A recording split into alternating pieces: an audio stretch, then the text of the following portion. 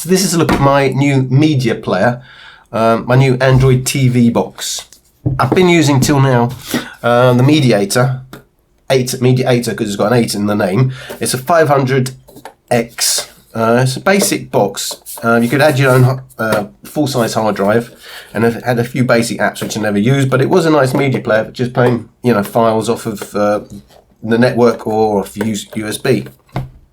But it's completely packed up, so that's no longer an option. So I've got a new one. So I've gone for the Greatever H96 PRO, and this is a mid-range box, and most of the mid-ranges are used for Android TV boxes are using the Amlogic S912 or the S905X. They are similar CPUs, except one's a quad-core, one's an 8-core. So the S912 being the new one is the 8-core, except that it's not really 8-core, although they advertise it as octa-core. It's actually 2 quad-cores. So the idea being one quad is lower clocked than the other CPU. It's basically 2 CPUs, and the higher clock one only really comes in when the lower clock one needs to do a bit of extra work. The idea being, obviously on the phone, it's going to be easier on the battery life, but still have some power to kick in. But it does have some other, well, a couple of advantages over the 905X. So it will do, they both do H.265 decoding, but this will do H.265 decoding at 60 frames a second for 1080p, which the other one doesn't do. And it does 4K for H.265 at 30 frames, but will do H.264 at 60 frames a second. It comes with Android 6 as stock. So stock Android, add any apps you want. So unlimited, at the end of the day, what you can do with that. It's got 2 gigabytes of internal memory, 2 gigabytes of internal RAM, 16 gigabytes of internal flash memory, and you can get it with 3 gigabytes of RAM, 32 gigabytes internal flash memory, but that basically doubles the price, so not really worth it to me. It's also got Kodi 17 installed by stock. Kodi, of course, is the platform to add lots of other video, music, etc. add-ons. Some people use Kodi to add add-ons that will allow them to watch things like Sky and channels like that you would not normally get. That could be a replacement for a set-top box. Not quite that straightforward, but because a lot of the apps that you'll download for that, the add-ins, I should say, that you'll add for that, can be a bit dubious. So be a little bit careful with that, because it can mess up the whole Kodi install if you are not doing your research properly. We've got 1 gigabyte over Ethernet streaming.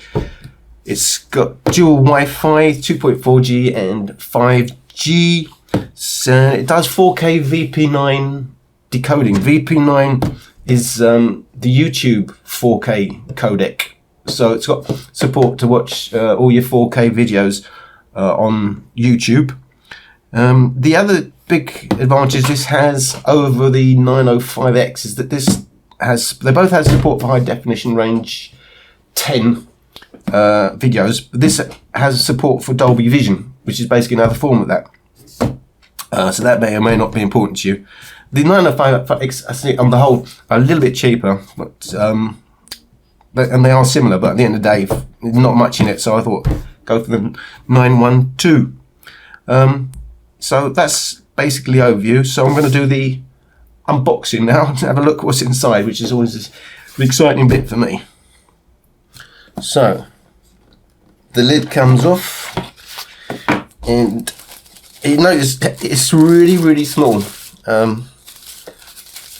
I don't know, there's something satisfying in a box that size. It's like what you expect under your telly, but obviously this is nice and portable, and it's still your proper TV Android box. So what we got? So that's what it looks like. It's like a bar of chocolate kind of thing. We've got once on the side, we've got 2 USBs, USB 3s. No, they're not USB 3s. So we've got 2 USB 2s. On the back, we've got the Ethernet You've got an optical out for audio.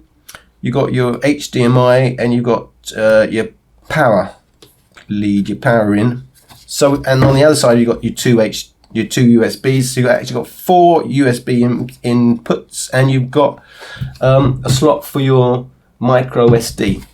They say it supports MicroSD to 32 gigabytes. I'm betting that it'll still go up to 128 gigabytes because they say that on the phones as well. But I mean, basically, it seems they all seem to support maximum size MicroSD that's out there. So I don't know if it does or not, but I will find out. So that's the actual unit itself. I mean, it's really light. I mean, it's like, well, it's unbelievable what they can pack in that now. And there comes the plug. That is your plug and your power lead, and it is a 3-pin for the UK.